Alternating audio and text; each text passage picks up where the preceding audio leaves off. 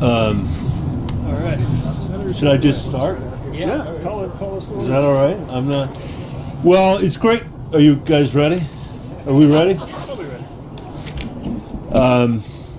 Well, the governor's on his way, so we're going to get started without him. And this is a great day, I think, for Colorado. A great day for our country. We're delighted to be out here, especially with the local leaders that have fought so hard for so long to improve I-70. I want to thank Secretary Budej for being here. He really, it's amazing that he's taking 2 days out of his schedule to be here in Colorado to be able to see both the Front Range but also the West Slope of Colorado to understand the needs that we have as a state.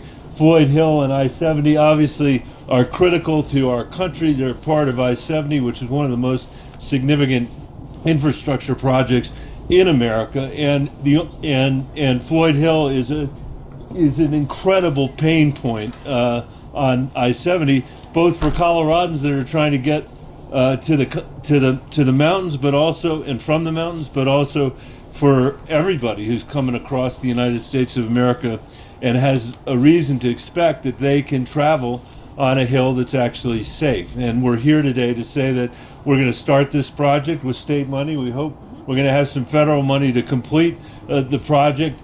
But the reason that we're able to do it is because this administration in Washington has a new set of priorities. After years and years and years of cutting taxes for the richest people in America, almost to the tune of $8 trillion, after fighting 2 wars in the Middle East that cost $5.6 trillion, we finally have passed a $1 trillion infrastructure bill that's going to be a proper investment in the infrastructure in Colorado and all across our country. The only reason why there is a Floyd Hill is that our parents and grandparents had the decency to build for the future, and they knew what we were going to need to have a strong economy, to have a strong democracy, and they invested to do that. For too long we haven't done that.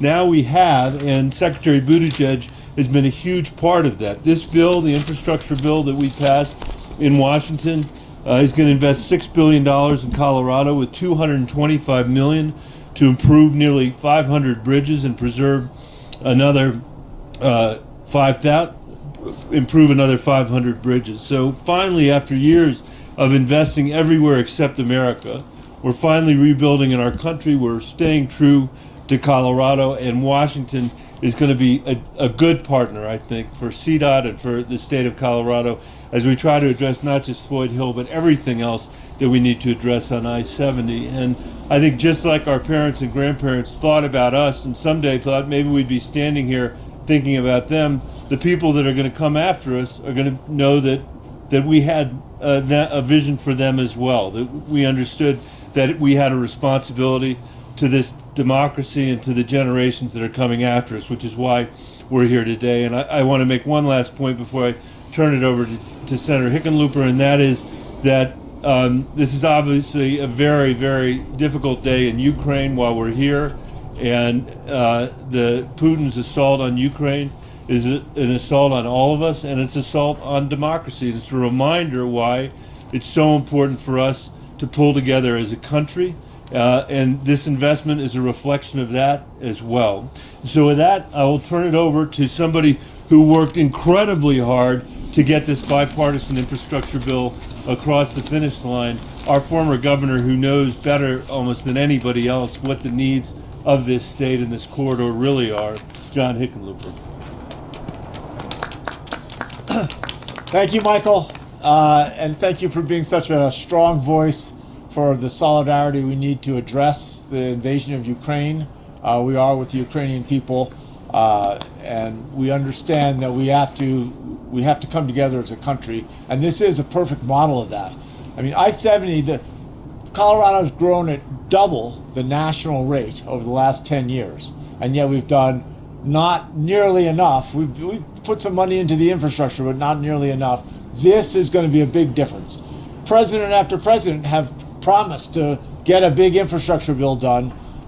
President Biden did it, and he has delivered. As Michael said, almost $6 billion. There'll be something close to $3 billion just for roads. And I-70 is the connection between the great outdoors and the Front Range and where most of the people live. What has made our growth possible at double the national rate over this last decade is people want to connect with that magic that happens in Colorado, where people can have a great job and work hard all week and then have unbelievable experiences, whether it's on a ski mountain or hiking into a hot springs. They get to experience the outdoors on the weekends. That falls apart if we can't fix the congestion here. And I think everybody in Colorado knows it. We are very excited to have a president who's behind infrastructure and has made as his Secretary of Transportation one of the most talented public officials, I think, not just in the administration, but in the country right now.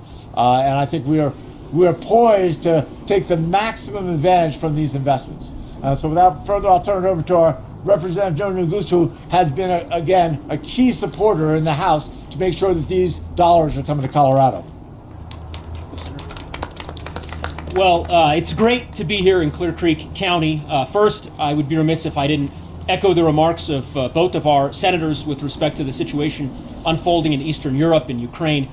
Of course, our thoughts and our prayers are with the people of Ukraine as we work with our allies and certainly our colleagues here in the Congress and the Senate to hold Russia accountable in the coming days and weeks ahead.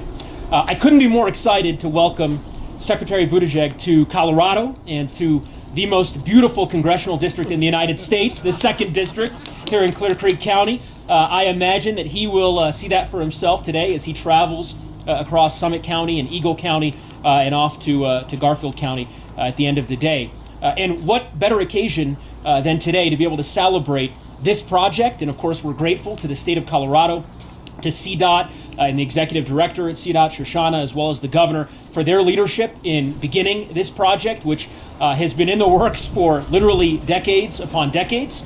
And we are grateful for the leadership of President Biden and our colleagues in the House and the Senate for delivering on infrastructure so that hopefully we can bring federal resources to bear on projects just like this one.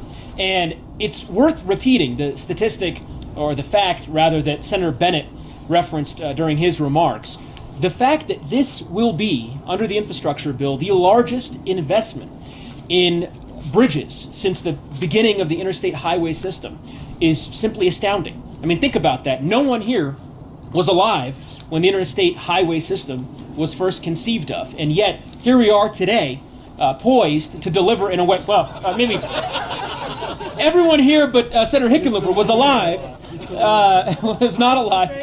Yeah, he wasn't. He was not old enough to see the system fully flourish as it is now. But the point of the matter is that these investments are going to make a huge difference for the people of Colorado, for the people of Clear Creek County. As the Secretary well knows, I-70 is such an incredibly important economic artery for our communities here in the 2nd District. And these investments, the fact that President Biden has delivered in a way that no president in the last 40 years on both sides of the aisle has, in terms of making this commitment to get infrastructure funding across the finish line. It's a big deal for our community, a big deal for Idaho Springs and for Georgetown and for the counties that make up the I-70 corridor. I want to say thank you to the local elected officials who are here today, who have been in the trenches working on this year after year after year. People like Clear Creek County Commissioner Randy Wheelock and Clear Creek County Commissioner George Marlin, and many, many others who have really put in the work decade after decade to get us to where we are today. So thank you again, Secretary Budej, for being here. And without further ado, we'll now welcome up Shoshana Liu, the best executive director of any transportation agency in the country, CDOT. Thank you, Representative Neguse. And it's this spot is a significant one for really all of us who are focused on this topic. Some of you will remember that we stood here with so many of the state leaders over the summer when the governor signed Senate Bill 260, the monumental state infrastructure investment in clean transportation. And it kind of dovetails with the federal investment that we're here to talk about today. And that's exactly the kind of coming together that a project like this one represents as we think about how to bring all of the federal and state resources to bear, together with our local partners. So many of you are here who have worked for a very, very, very long time on making this project happen. And we're also joined here today by several of our freight partners, representing the fact that I-70 is a critical set of movements, for everybody in their individual lives, but also for the delivery of goods and services throughout the state of Colorado. The project that will be taking place here is the fixing of the notorious Floyd Hill choke point by streamlining the 3 and 3 lane configuration, fixing the very fast deteriorating bridges that we're looking at.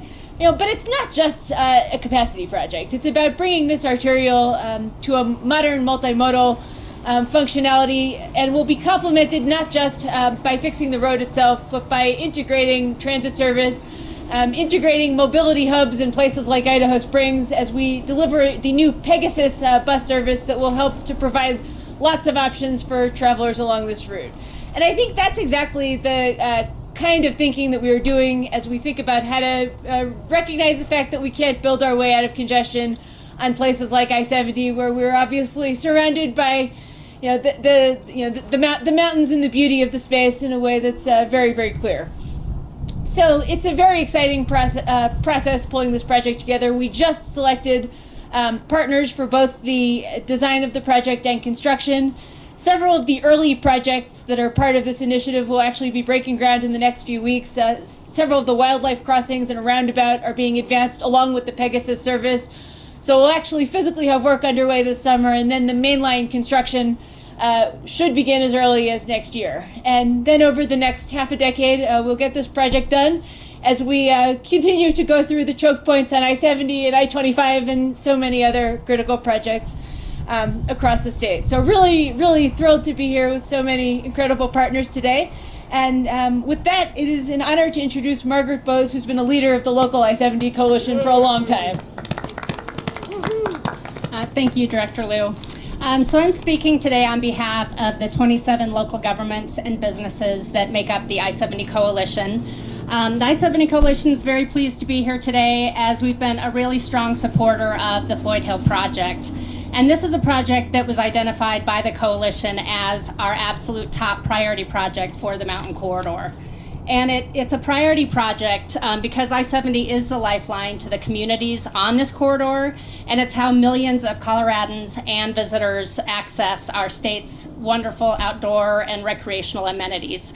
But we also know that it's a critical intra and interstate commerce. It's critical to that commerce and is vital to providing Western Slope residents access to medical services, jobs, and educational opportunities.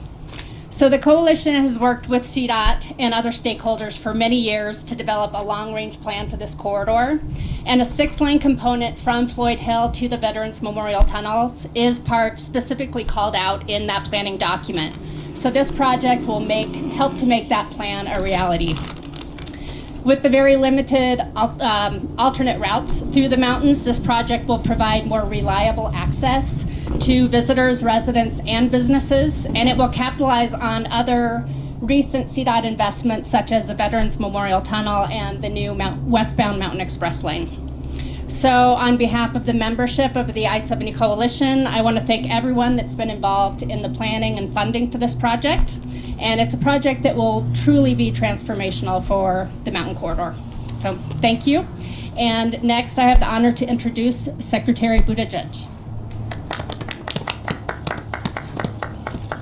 Thank you so much. Thank you, Margaret, for demonstrating the civic leadership that is so important to couple with elected leadership in order to get big things done. I want to acknowledge and thank Representative Neguse, Senator Hickenlooper, and Senator Bennett. First of all, just to address the news of the day, I want to associate myself with their remarks and with the President's determination to respond to the unprovoked attack from Russia. From a DOT perspective, this means that the FAA in particular will be closely monitoring the situation and acting to ensure that U.S. carriers are safe and get notices to air emission for any relevant or impacted parts of the Ukrainian, Belarusian, and Russian airspace. But I also want to thank and acknowledge Representative Neguse and Senator Hickenlooper and Senator Bennett for their support for this bipartisan infrastructure law. It is not an exaggeration to say that their support for this historic landmark legislation will directly lead to improvements in the daily commutes, the everyday life, the job opportunities, and the bank accounts of every Coloradan. And that's part of why we're here, to point out exactly what President Biden's vision for building a better America looks like, and to do it in partnership with our friends in state leadership. Director Liu, who has distinguished herself and CDOT as a leading agency in implementing forward-thinking transportation policy, and the governor, just-in-time delivery. The governor, whom I will toss to after my remarks, who I think has a lot to be proud of, including the fact that before we got to have the president sign the federal bipartisan infrastructure law, he and his colleagues had already delivered one here in the state. And for anybody who gets the wrong idea and thinks, well, gosh, why did we do that at the state level if it was coming at the federal level? I want to make clear that kind of leadership and commitment at the state level means that states like Colorado are especially well positioned to hit the ground running and take advantage of the federal legislation and the federal funding that is coming your way. Here at Floyd Hill, we're looking forward to improvements to outdated infrastructure that are going to reduce congestion for residents, have those quality of life impacts that the senator and others were talking about, increase safety, improve travel options. We also want to put an exclamation point on just how much this is a supply chain issue too. This is part of what America's supply chains look like, and when trucks are backed up or unable to get to where they need to go in a timely fashion, that is something you will see in shipping times and in prices at the store, even if you don't yourself traverse this I-70 corridor, even if you don't drive. Right now we've got an unprecedented level of demand for goods. That is a sign of economic recovery, but we're pushing those goods across infrastructure that was built generations ago, and then that challenge has been compounded by what has happened with the pandemic. As complex as the causes of these supply chain disruptions are, the impact is very simple, which is that Americans are waiting longer and paying more for goods that they need. And that is one of the reasons why we have such a sense of urgency about deploying these infrastructure resources. I also want to mention that today we are releasing the administration's report, as we were tasked to do a year ago with the one-year clock by President Biden on supply chain disruptions. It reflects the work that we've done in every part of the country, from working with the ports of LA and Los Angeles on their expansion to 24/7 operations, to nationwide work to strengthen the trucking workforce, to funds to set up inland pop-up temporary container yards in places like Savannah. We launched last month the largest dedicated highway bridge investment ever, that I think is going to be, again, important not just for convenience and commutes, but for the supply chains of our country. Yesterday, we announced applications for $450 million, largest ever federal investment in the Port Infrastructure Development Program.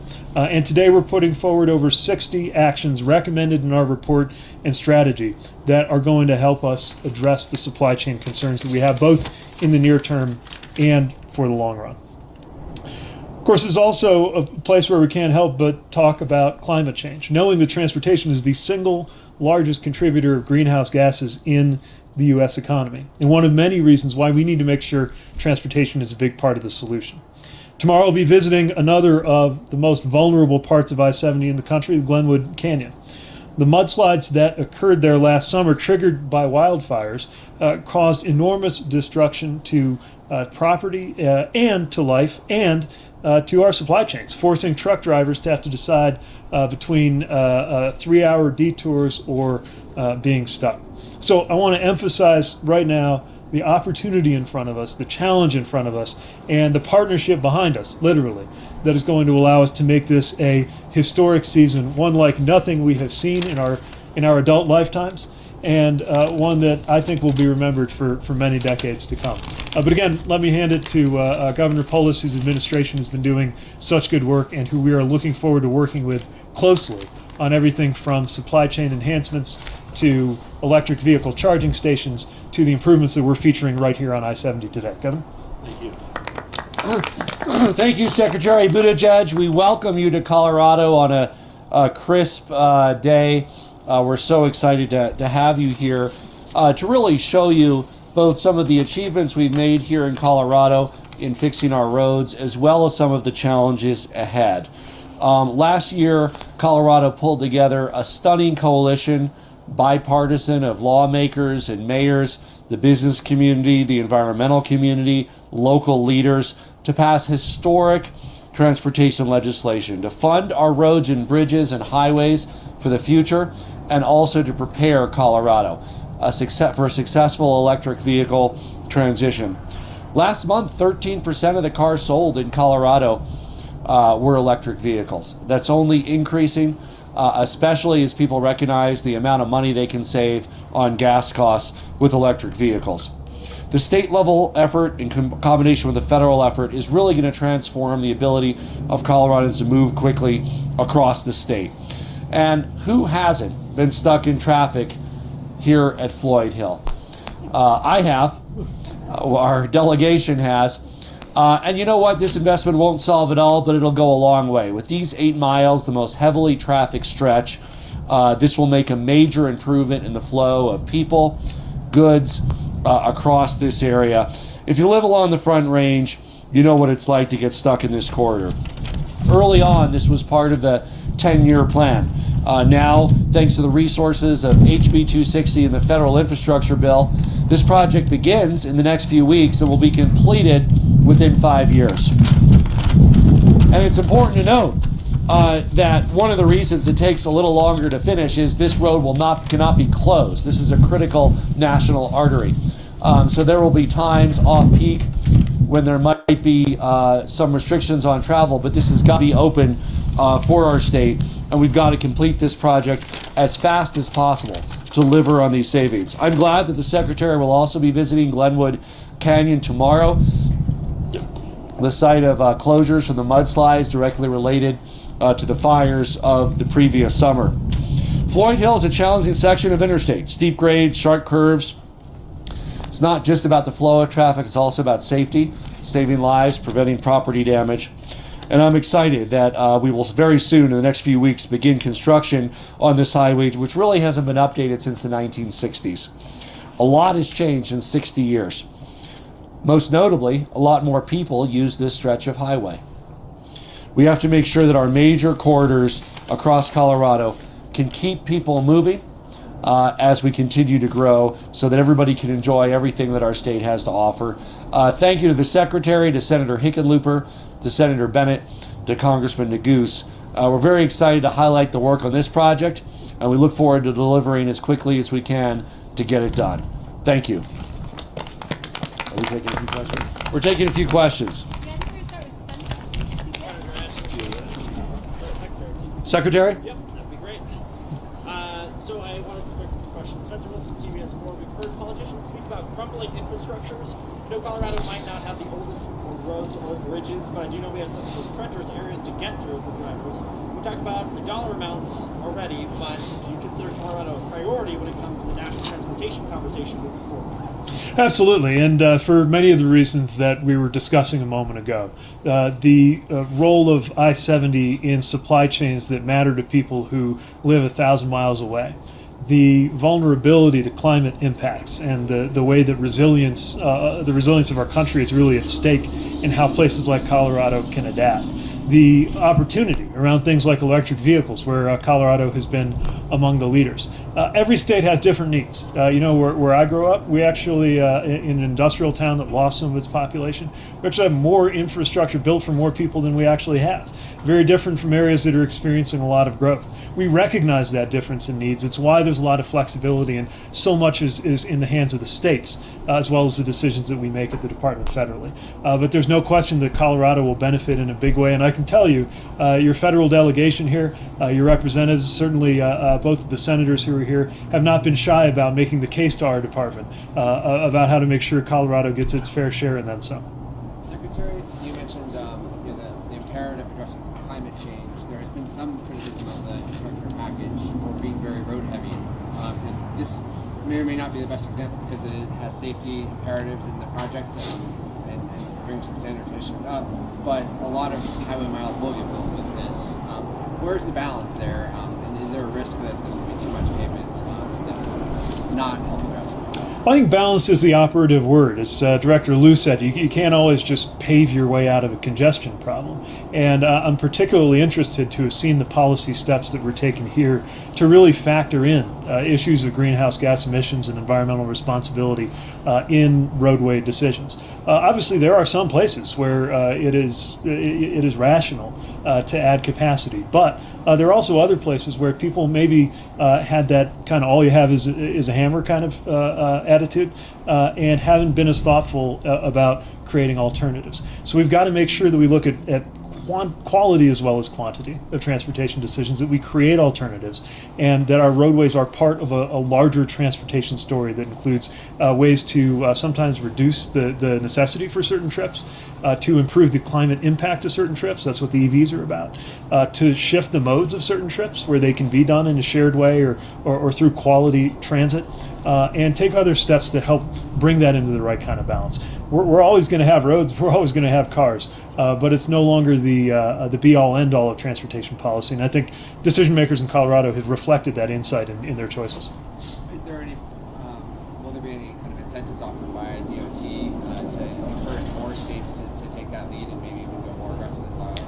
Yeah, certainly when you look at, for example, the criteria in our discretionary grant programs, they reflect the priority that we're placing on climate action. There are also new programs that Congress created that we haven't yet completed and rolled out. We will later this year, like the carbon reduction program, that are going to be very focused on the way to do that. And again, what's so great about this infrastructure law is we're not just pleading with states and local governments to try to do these things, we're funding them to try to do these things.